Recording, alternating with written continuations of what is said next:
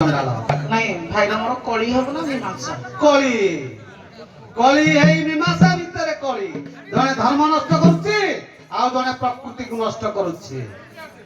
ପ୍ରକୃତି ନଷ୍ଟ ଚଣ୍ଡାଳ ଆଗ ଆସିଥିଲ। ପ୍ରକୃତି ନଷ୍ଟ ଚଣ୍ଡାଳ, ଧର୍ମ ନଷ୍ଟ ଚଣ୍ଡାଳ।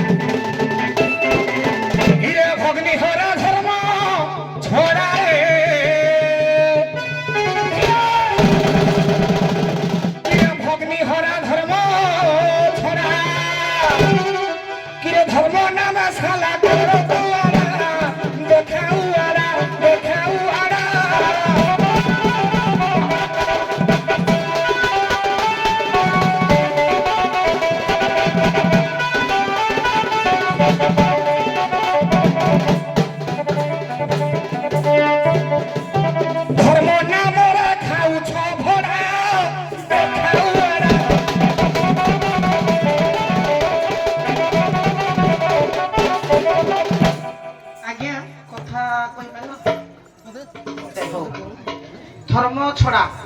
से प्रकृति छड़ा। आज्ञा धर्म छड़ा कौन पाई हेली ना गोरु मांस खाइली बोली धर्म छड़ा हेली। आज्ञा लक्ष्य करिवे चारि जुगरे भगवान गो बोध करी सत्य जुगरे कुसा पीड़ा खाइला बोली कपिला आई को बोध कले भगवान शंकर सी धर्म छड़ा होइतिले पुनी मुक्ति होइतिले। तेणु करी कली जुगरे मो कोन गाय को मारुजी की ये जोरा मरिगिना पडुजिते हेरा मत डाकु दिते मु उठेगिना नउजी ए सोडे मो नारे कहू दिते ये खाउजी बुली के मु त पितो पुती पुता दउजी सोडे कहू दिते मो नारे खाउ दिते बुली ठोकी बिना बाबू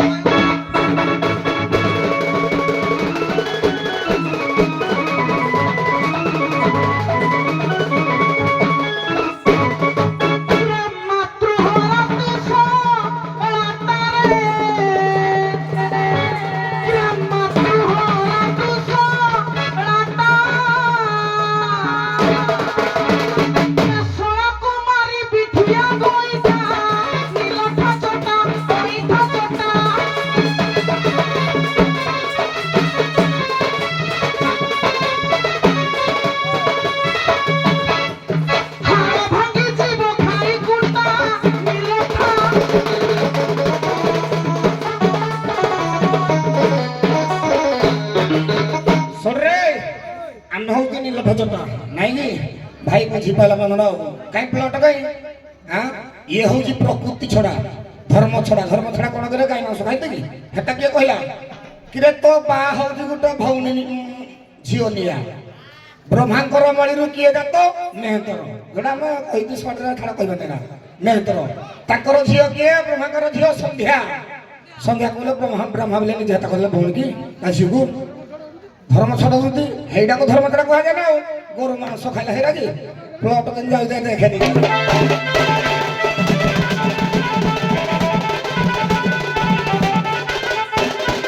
इरे तोर बाप झियो निया रे ससुर बो इरे तोर बाप झियो निया किरे तोर दादा सारा पुत्र निया देखाऊ किया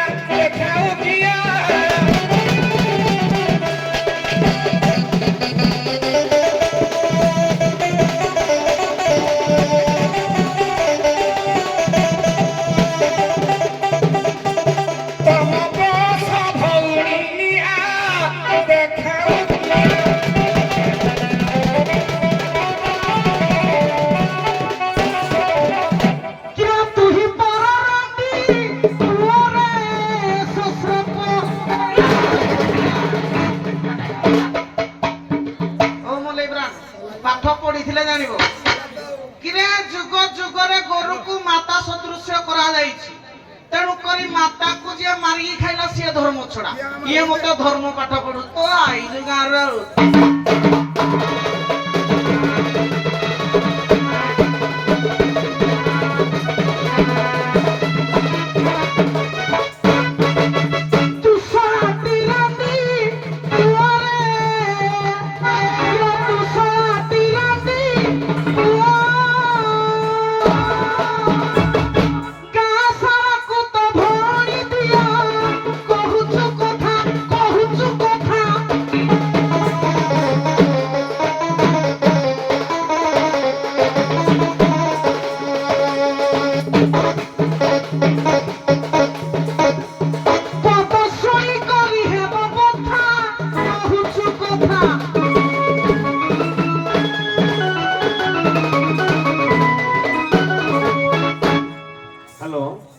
କାଣ୍ଡ ସାର ଗୋଛା ଫେରନ୍ତୁ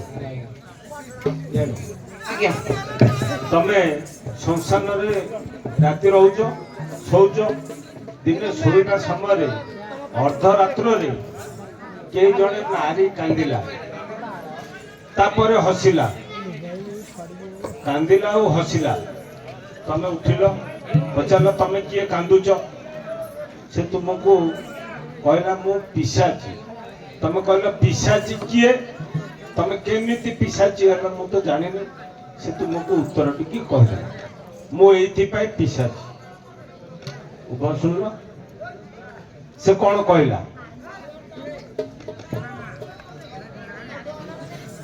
ସାରେ ସାରେ ଯିଏ ଛୁଆ ମାନଙ୍କୁ ସାରେ ରାତିରେ ଯେ ଯେଉଁ ନାରୀ ଆଜ୍ଞା ଛୁଆ ମାନଙ୍କୁ ଆଜ୍ଞା କନ୍ଦାଏ ତାକୁ ଆଜ୍ଞା କୁହାଯାଏ ପିଛାଚି ଆଜ୍ଞା ସମାନ ପ୍ରଶ୍ନ ଟିକେ ସାରେ ଆପଣଙ୍କର ପ୍ରଶ୍ନଟା କେଉଁ ମାଧ୍ୟମରେ କିନ୍ତୁ ପୁରାତନ ମତରେ ଅଛି ଯେ ରାଣୀ ସବ୍ୟା କାନ୍ଦିଥିଲେ ଶ୍ମଶାନରେ ଯେତେବେଳେ ରାଜା ହରିଶ୍ଚନ୍ଦ୍ର ଚଣ୍ଡାଳ ବେଶ ହେଇକି ସେ ପୁତ୍ର ହରା ହେଇଥିଲେ ବୋଲି କାନ୍ଦିଥିଲେ ଆଜ୍ଞା ଇଏ କହିଛି ମୁଁ ପିଶାଚି ପିଶାଚି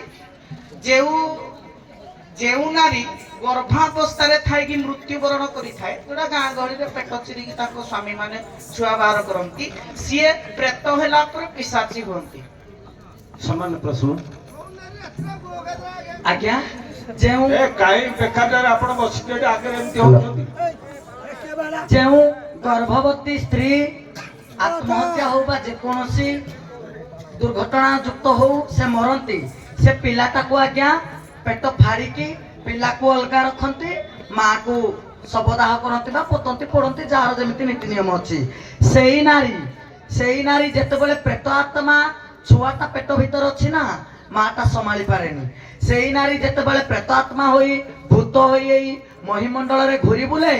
ଆଜ୍ଞା ଛୁଆକୁ ସେ କନ୍ଦାଏ ସେଇ ପ୍ରେତ ଦ୍ୱାରା ପବନ ଦ୍ୱାରା ଛୁଆକୁ କନ୍ଦାଏ ଯେଉଁ ନାରୀ ସେ ହେଉଛି ପିଚାସି ଆଜ୍ଞା ଆପଣଙ୍କର ପ୍ଲଟ ଅଲଗା ରହିଲାଟା କାରଣ ପିଶାଚି କାହାକୁ କୁହାହୁଏ ଯେ ମଶାଣୀରେ କାନ୍ଦେ ଏଟା ସେ ଅଲଗା ପ୍ଲଟ ଯାଉଛନ୍ତି ନାରୀ ବିଷୟରେ ସେ ଯାଉଛନ୍ତି ପ୍ଲଟଟା ଆଜ୍ଞା ଏଟା ଯୋଉ ମଶାଣୀ ଯେ କାନ୍ଦେ ଯୋଉ ପଚାରୁଛନ୍ତି କିଏ ଆଜ୍ଞା ମଶାଣୀରେ ଯେ କାନ୍ଦେ ଆମର ରାତିରେ ଯୋଉ ଚଣ୍ଡୀ ଯେ ସାଧନା କରନ୍ତି କାଳୀଙ୍କର ଗୋଟେ ସାର ଅବତାର ଅଛି ତାଙ୍କର ହେଇ ଅବତାର ଆଜ୍ଞା ରାତିରେ ଯାହାକୁ ଦେଖେ ଇଏ ବୁଲନ୍ତି ଚାରିଆଡେ ରାତିରେ ଯାହାକୁ ଦେଖେ ଆଜ୍ଞା ସେ ତାଙ୍କୁ ଖାଇଦିଏ ରାତି 12ଟା ପରେ ଯେ ଦେଖନ୍ତି ସବୁଆଡେ ଭ୍ରମଣ କରନ୍ତି ସେ ପିଶାଚି ତାକୁ ତ ମଶାଣୀ ଚଣ୍ଡୀ କୁହାଯାଏ ଆଜ୍ଞା ସାର୍ ଇଏ ତାଙ୍କର ମୁଁ ଯୋଉଟା ପଚାରିଛି ବହି ହଉଛି ମଶାଣୀର ଅଟହାସ୍ୟ ଆଜ୍ଞା ସାର୍ ହେଲା 14 ପୃଷ୍ଠାରେ 3 ନମ୍ବରରେ ଲେଖା ହେଇଛି ଯେ ପିଶାଚି ସେ ପରିଚୟ ଦେଲା ଯୋଉ ନାରୀ ଅବିବାହିତା ସମୟରେ କୌଣସି ପୁରୁଷ ସହିତ ସମ୍ପର୍କ ରଖିଥାଏ ସେ ଯଦି ମରେ ତାକୁ ସେ କହିଲା ମୁଁ ପିଶାଚି ଇଏ ପଚାରିଲେ ଯେ ତମେ କାହିଁକି କାନ୍ଦିଲ ଆଉ କାହିଁକି ହସିଲ ସେ କହିଥିଲା ଆଜ୍ଞା ସେ ମତେ ଅବାଧ୍ୟରେ ଯୋଉ ଗର୍ଭବତୀ କରିଥିଲା ମୁଁ ଦେହ ତ୍ୟାଗ କଲି ମୋର ଥିଲା ପଣ ମତେ ଯିଏ ଏଭଳି କର୍ମ କରେଇଛି ମୁଁ ତାର ପ୍ରତିଶୋଧ ନେବି ତାକୁ ସେ ସମୟ ସୁଯୋଗ ନେଇକି ତାକୁ ସେ ମାରିଛି ଏବଂ ସେ ମଶାଣୀକି ଆସିଛି ଆସି ଭ୍ରମଣ କରିଛି ତା ଖୋଜିଛି ସବୁବେଳେ ଖୋଜିଛି ଏଠୁ ଇଏ ହସିଛି ଆନନ୍ଦରେ ଯେ ତୁ ମତେ ନଷ୍ଟ କରିଥିଲୁ ମୋ ଚରିତ୍ର ନଷ୍ଟ କରିଥିଲୁ ମୁଁ ଏବେ ତୋତେ ତୋଠୁ ପ୍ରତିଶୋଧ ନେବି ହଉ ଏବେ ପ୍ରସ୍ଥାନ କରିବା